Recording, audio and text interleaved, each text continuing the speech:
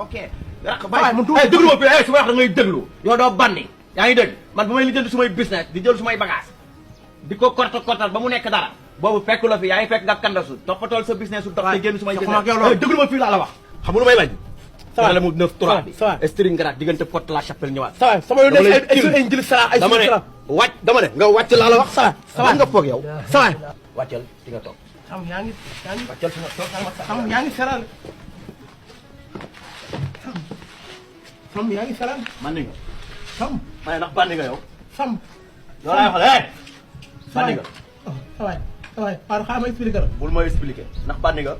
waaw dama expliqué man mosuma nekk bandi déglu ma man damay duul nii li may seeg bu fekkee nekk na dëkk ci ma yàllaa de tax bi juróom yaa safar moytul suma bagage